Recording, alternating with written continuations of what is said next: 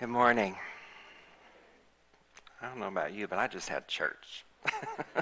One of my favorite songs. Thank you so much. A few months ago, Reverend Marianne was talking to me about coming and speaking to you this month. Did I just mention that was a few months ago? Well, what she required of me a few months ago was for me to come up with the titles for every sermon, as if I knew what that was going to be. She knows me well enough to quickly follow up with, I know it's not the night before your sermon, but I need the title to put it in the newsletter and on the website and in the e-blast. So I did that several months ago. Well, fast forward to this week, and I had to quickly pull up that email to remember, what am I talking about this week? And when I looked up the title of today's service, which is Seeking the Sacred, I thought, what did I mean by that? And so I quickly ran to the dictionary to even look up what sacred meant. I think I know what it means, but let's just dive in this morning. Webster says this: sacredness is connected with God and dedicated to a purpose, devoted to one use, and deserving veneration, respect, and reverence. Several months ago, when she asked me to stand here, I was in a different now moment of my life. Fast forward to today, I could not have possibly known all that would transpire between then and now, just as you didn't know all that would transpire in your life.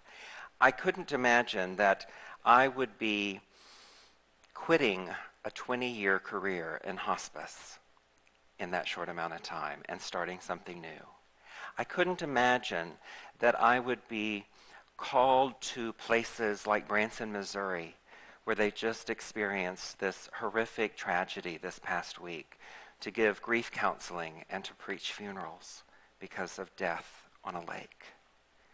I couldn't imagine traveling through my work experience one week and being in the very town where another school massacre would take place just a few weeks later. And as I look back on just the last couple of months, that thing about sacredness comes up again for me. Because so many things happen in our life experience that cause us to stop and pause and remember what is important, what is meaningful. So that definition again: connected with God, dedicated to a purpose, devoted to one use, and deserving of respect and reverence. A couple of weeks ago, I asked you to sit in a question. That question was, where are you from? Where did you come from? Where is the connection to that point A on your journey? Well, today I'm going to ask you a different question. And that question is simply this: what is sacred to you? You may have just put in someone's name. You may have just put in your understanding of this spiritual journey that you're on. There's no right or wrong answer. But what is sacred to you? What connects you with the divine presence of the infinite? What in life deserves your respect to such a degree that you would become still, that you would bow in silence for just a moment, that you would acknowledge that moment with the physical, the emotional, and the spiritual recognition of its very worth? You know, there's a lot of things in life that we consider holy. I live right next to what I consider holy ground, because I live next to the council oak tree. Anyone here know where that is? Yeah. V.C. Garrett sold me a house a couple of years. Well, it's been about 10 years ago now, V.C. And that tree is sacred to me because of my Native American roots, because of the services and rituals I see taking place in that park right outside my front door. There's a lot of sacred sites and pilgrimages that we want to take in life. And yet there are these obstacles or roadblocks that we kind of put in our way and say, well, I'll do it later. I'll do it when I have more money, when I have more time, when I have more energy, whatever the case may be. We dream, just as one of the songs mentioned, of a different kind of world, but are we connected to that vibration of making that world happen? Many of us dream about taking that pilgrimage to that sacred place, to that meaningful impact on our lives, but what's holding us back? You know, every spiritual journey begins right where we stand, right here, right now, in this moment, in this breath. And whether we travel to the far reaches of the earth or we sit on a meditation pillow in our living room, the real expedition is always this journey inward rather than a journey outward. We accumulate things in our life experience, and we've talked about that in the last couple of weeks, that kind of keep us weighted down so we don't get on that journey. We have a lot of things we have to tend to right here, right now. And if we leave that, who's going to take care of it? Who's going to watch over it? And so we tether ourselves to this place rather than going forward sometimes. But there's something within us that beckons us always to move, to begin something new. We hold on to the uncertainty, however, and we begin to dance with that mystery of what's becoming. But we aren't fully engaged in that dance. Sometimes we sit it out and we watch it from afar. I have been a student and an admirer of Thich Nhat Hanh, a Buddhist monk, for many, many years. I've read his books, I've listened to his podcasts, and I have followed his life journey. I'm sure he didn't realize about 4 or 5 years ago that all of the work that he was doing all over the globe would come to an abrupt end one day when he suffered a stroke. In 2014, he had a massive aneurysm that took away his ability to walk and talk and move. And over the course of many years, he started going to different places to find rehabilitation. And one of those places was in San Francisco. And he came to the States, booked himself into a rehabilitation place with an entourage of other monks and followers. And they followed him through this really long journey of learning how to walk, of how to communicate again. There's a story that one day he asked his therapist, or rather he wrote it out, and said, "Can we do therapy today outside, out by the beach?" Of course they said yes. Who wouldn't want to go out by the beach and work, right? So they walked down to the bay, and as they were talking to him and pushing him on the wheelchair along the dock, he put his hand up, which was a struggle for him, and he just pointed up into the sky. Clear day, no birds, no clouds, nothing but blue sky. And his therapist, who knelt down next to his wheelchair, began to cry. And there were about 10 other people with them, transport from the ambulance that took them, a different set of therapists that were going to work with him for physical rehabilitation. But his speech therapist sat down next to his chair, and she began to weep. And when they asked her later, "Why are you weeping?" this is what she said. "This is the first time in my life that I've ever stopped and appreciated the blue of the sky." How many times have you been to the beach, or been in the woods, or been in that moment when the snow is falling and everything gets quiet, and you just have that aha moment, that connection, where the world stops and you're just focused in on whatever that is? We know that there's a lot of photographers in this room, in this congregation. Your minister, Reverend Marianne, being one of them. And as I look at some of the photographs that come across on the e-blasts, they grab your attention. When she zooms in on the middle of a flower, I think it was Louise Rose last week who brought some flowers, and she said, as she picked them up, "Tell me there's not a God." when you can look at the bloom and the bloom inside the bloom and the bloom inside that bloom just waiting to emerge. Tell me there is not this divine energy somewhere out there that is our connection with life itself. The recognition and the reconnection for us to go deeper so that we can be in those moments is everything. But again, we push it away because we're busy. We're worried about our tomorrow. We're regretting our past, and we're not right here, right now. The great naturalist and the founder of the Sierra Club, John Muir, once wrote, "I only went out for a walk, and I finally concluded to stay out until sundown. For going out, I found I was really going in." I've had those moments. I've been on the beach. I stood at Haystack Rock in Oregon not long ago and just marveled at that wonder. And I think to myself, in those moments that take our breath away, it's not as if that miracle is on down the road. It's happening right here, right now, every day. The fact that I can get up and walk up these steps based on where I was many years ago in a wheelchair myself is a miracle unto me.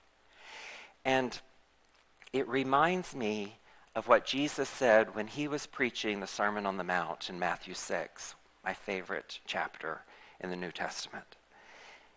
When he said, "Seek ye first the kingdom, and all the other things will be added unto you." But come first into this awareness. Our daily word talked about that. Come first right here, right now. That's the foundation of what we would call a very simple life.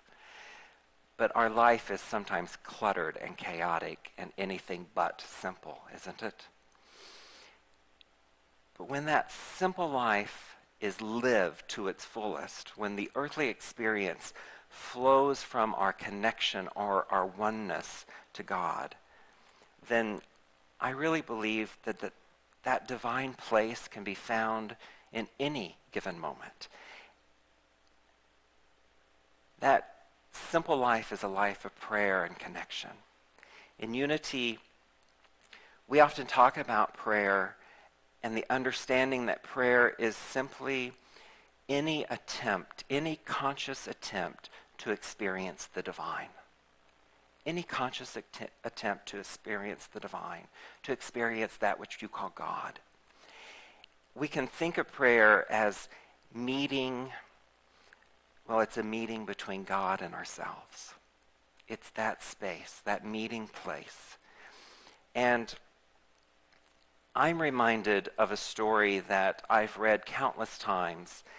It's a story that was written by a palliative care hospice nurse many years ago. She ended up writing a book based on some interviews that she had done with people who were dying. Those sacred moments when you're really connected with another soul. And to begin, she just interviewed countless people over the years of her work. She ended up writing a little blog entry on a website. It got recognized, and Huffington Post asked her to expand on it. It got recognized, and another major magazine asked her to expand on that. And it became this movement. And it's called The Top 5 Regrets of the Dying. Google that sometime. It's pretty amazing. But it's not amazing to see what made the list, to see what the things that touch each of our lives as we struggle to pay attention to and make time for things that truly matter. Here's what the list contained. I wish I had the courage to live a life true to myself and not the life others expected of me. I wish I hadn't worked so hard. I wish I had the courage to express my feelings. I wish I had stayed in touch with more people who meant more to me. And I wish I had let myself be happier.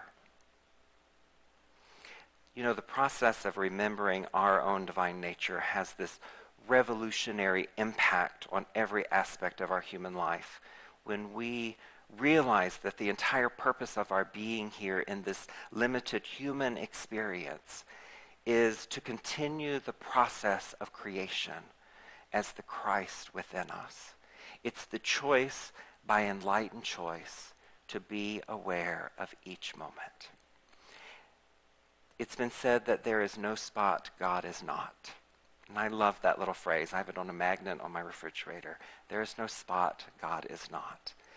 There is nothing but an energy of infinite love that's always working with us to guide us in our spiritual walk, to bring us to that kingdom of heaven, into that tangible expression through our creative choices. And that, my friends, is what I consider sacred or holy ground. That energy of divine love has no boundaries, has no limits, and it takes on no tangible form. God is this infinite sphere whose center is everywhere and whose circumference is nowhere.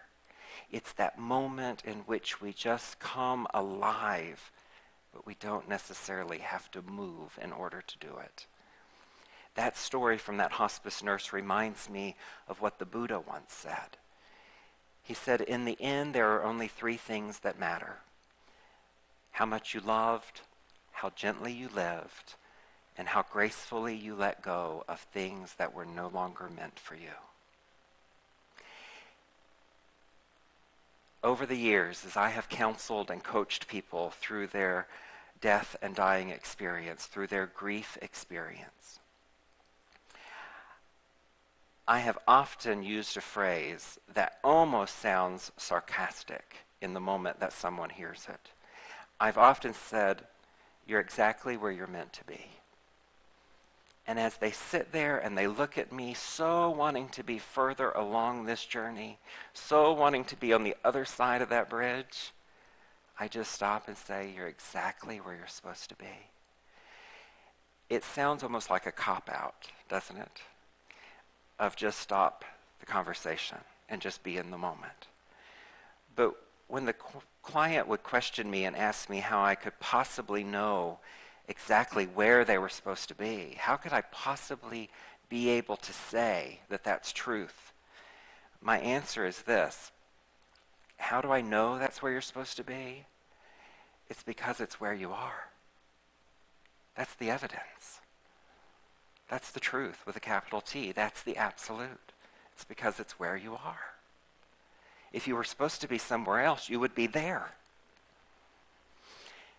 But that point, I believe, is what we need in order to have that sense of connection to God. I had a client several years ago, and Ashley, I don't know where you went, but I can't believe you used this phrase. We hadn't even talked about this. This particular client was all of 23 years of age. Now, the older I get, the younger that gets. And the more I advance in my maturity, the more I can look in hindsight and see just how immature 23-year-olds sometimes are.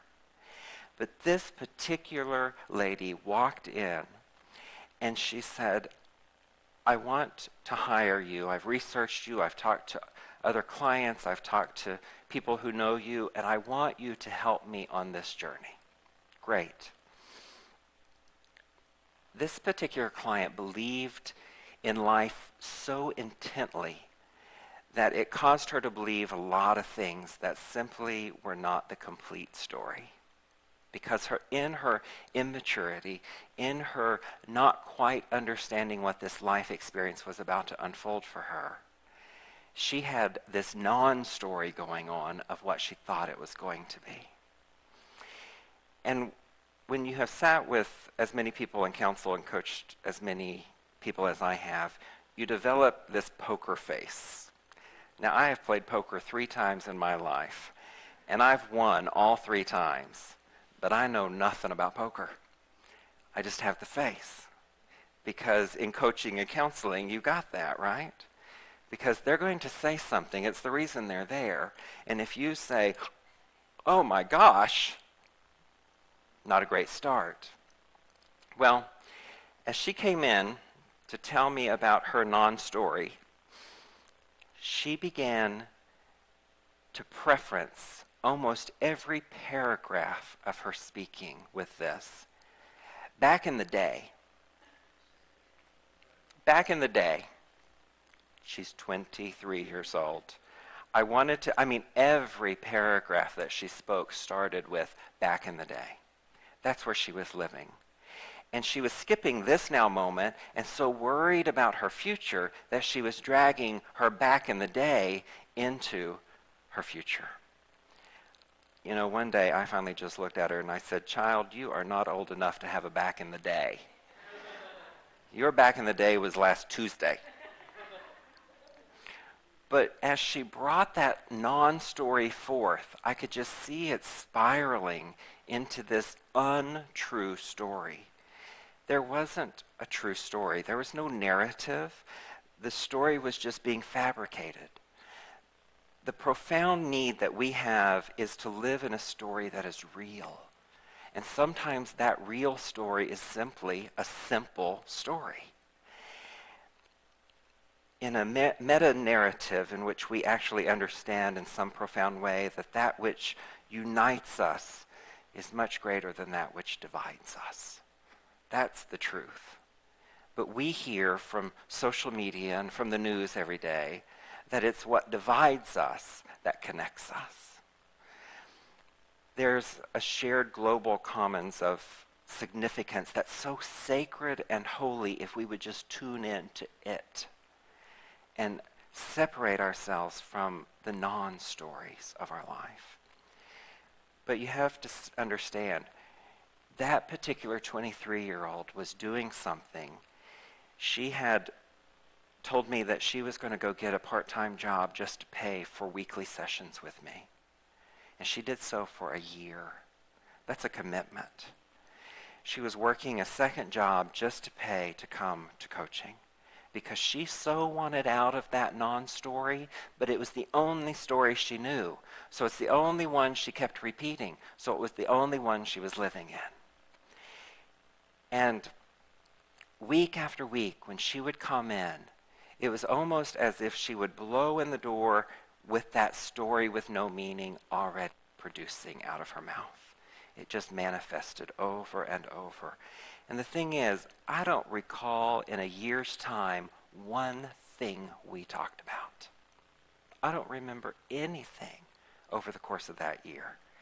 What I do remember is it was humorous, it was funny, it was fun, it was an understanding that here was somebody so being called, so in touch with the knowing that she wanted to move forth, that she was going to do everything in her power to make it happen. But it's not the making it happen. That's the control issues that we have, right? She never shut up long enough to allow it to happen. She never stopped telling the old story in order for the new one to unfold. But that's really the greater story that I remember. I remember her. I remember her with fondness. I remember her with adoration and admiration. I remember that greater story had meaning. It was the longevity and the commitment of a relationship. It was the authenticity of her voice. It was finally becoming present to becoming present. You know, every master teacher from Jesus to the Buddha to Martin Luther King Jr. have all said the same thing. They've all said that there is truth. There is a story. But to understand what it means, you have to know the truth, and then that truth will set you free to know the story of truth. When you know the truth will set you free. But what does it set us free from? That's a really good question. I believe it sets us free from untruth. That's the simplicity of it. It sets us free from the unwellness that we're holding. It sets us free from the unhealthy relationships in our life, from the unsafe environments, from the unhappy times, so that we can step fully into our joy. It sets us free from the unethical decisions so that we can know choices that further nurture our authentic voice, allowing us to be freed from those untruths. To seek the sacredness is to seek the truth. To recognize the sacredness is to recognize or to feel the truth. And to know the sacredness is to know the truth. Remember that definition of sacred? Connected with God, dedicated to one use, one story, one truth, one absolute, one power, one presence. And that story is deserving of veneration, respect, and reverence. Simple, right? Yesterday, before the heat of the day, I went out into my meditation garden to trim a few trees and bushes. And as I was doing that, as I was holding a bunch of dead-headed blooms in one hand and the shearing utensil in the other, I was just standing back to see how I had done on this particular bush. And a leaf just let go and fell in front of me. There was one of those aha moments I wasn't expecting. Sweat running off of me. I was tired, I wanted to get in, I was done. And then out of nowhere, this moment that taught me about letting go again. This moment that said, hey, you missed me, but I'm still here. So if you're not going to get me, I'm going to do it on my own. It was this moment that I learned how gentle letting go can be when I don't hold on out of fear. How beautiful and graceful the flight of that leaf was to its next evolution of its journey. There is a sacred and holy ground right beneath our feet that is both living and dying and being reborn in every given moment. That song that she just sang comes from the book of Acts. And it says, take off the sandals from your feet, place them where you are, for you are standing on holy ground. So what is holy? I think sometimes we get to understand what things are when we see the opposite of what we think they are, when we unattach from the non-story. And for me, the opposite of holy is the superficial. The opposite of the holy is the superficial. Sometimes the materialistic. There is a sacred calling, as I mentioned, that beckons us from where we are to our next stage of evolution. That still small voice that whispers to each of us, fear not, be still, become free from anything unworthy of the very essence of that which you are and that which you are becoming. There's no need to fear death, whether it's death of life, death of a relationship, death of any season in our life. And there's no need to fear what's being birthed. In turning our attention from that fear to that place of love and peace, we can know that life can become more about being wonderful. Life can and is more about being wonderful rather than less horrible. I have a dear friend who is an author. He writes for Tulsa World, Tulsa People, Esquire magazine. He is a co-host on NPR. He's been a guest on there many times. Barry Friedman is this wonderful, funny, humorous comedian that travels all over. He has this little Jewish father that he's taking care of now, and he has written a lot of his material just from his relationship with his father. And many years ago, Barry lost a son at a very early age due to a tragic, horrific accident. And I've talked to him about that many times. He actually came on my radio show and shared it with the world. As I came back from that trip where that school massacre had just happened, what I didn't know was that Barry's only other living child lives in that town and is going to school in that city. When he saw that on the news, he told me that he just sank to his knees. You know, when the news first comes out, you don't know the complete story, right? And that story shifts and changes over hours and days. This is what Barry wrote to me. My daughter Nina goes to a community college in the same state as this week's school massacre. It's a different part of the state, a different school. I talked to her today. I will talk to her tomorrow.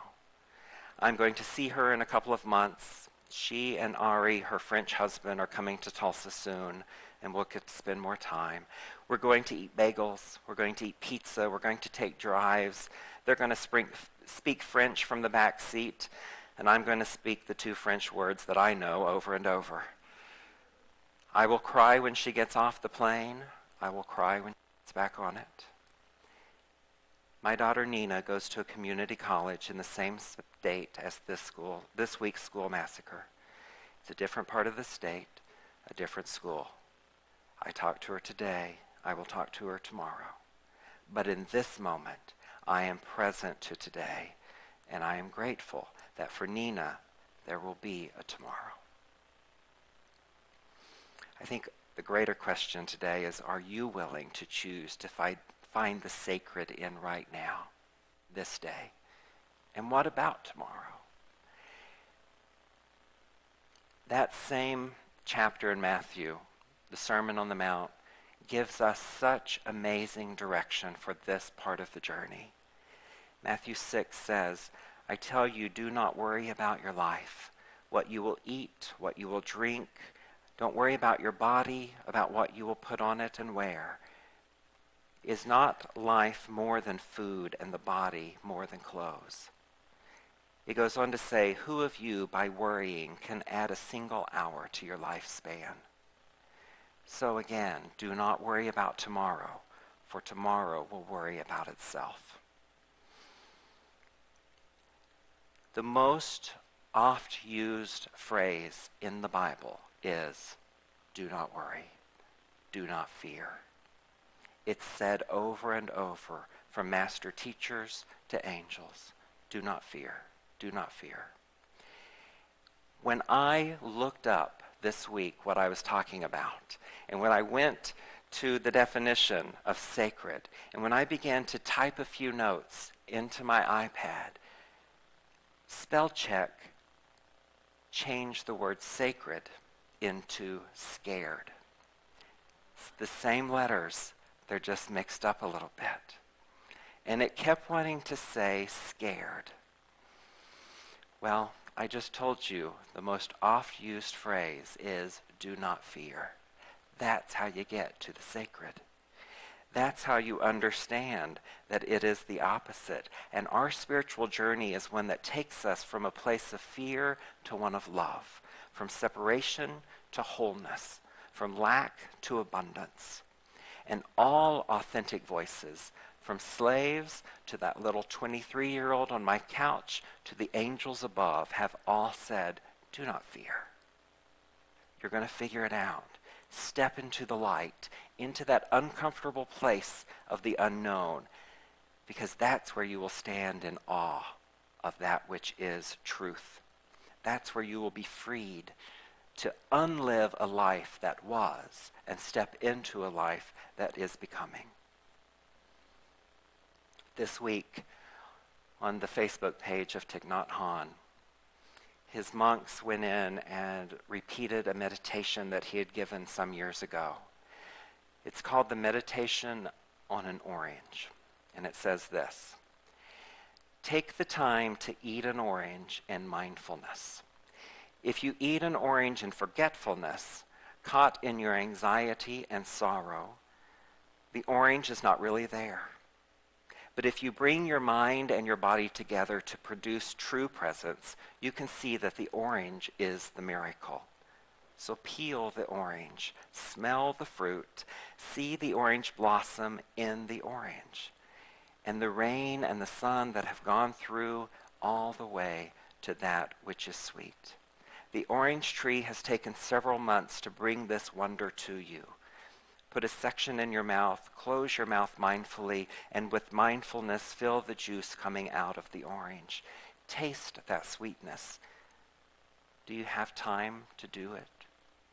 If you think you don't have time to enjoy the orange like this, what are you using all of your time for? Are you using your time to worry, or are you using your time to live? Ralph Waldo Emerson reminds us, life is the journey. It's not about the destination. And we can experience the sacred in every step, in every day, if we are willing to. There's no travel that's required. There's no expense involved. All you need is a willingness to notice and cherish the profound, simple gifts of this moment. There are 1,000 moments that we have taken for granted in our past, mostly because we have assumed that there will be 1,000 more. I wrote recently, you need nothing to be happy, but you need something to worry about. You need nothing to be happy, but you need something to be stressed out about. And just as each of us are on this journey, I think it's necessary for us to learn and evolve as spiritual beings, because each experience of life reveals the opportunity to trust this process. Because in doing so, we become participants in that creation, where we can observe the sacred, where we can recognize the holy, where we can honor all that is divine with a response, an expression of love, where we are, by its very definition of sacred, connected with that which we call God and dedicated to that one use and one purpose, which I believe is our highest form of praise, veneration, respect, and reverence. Namaste.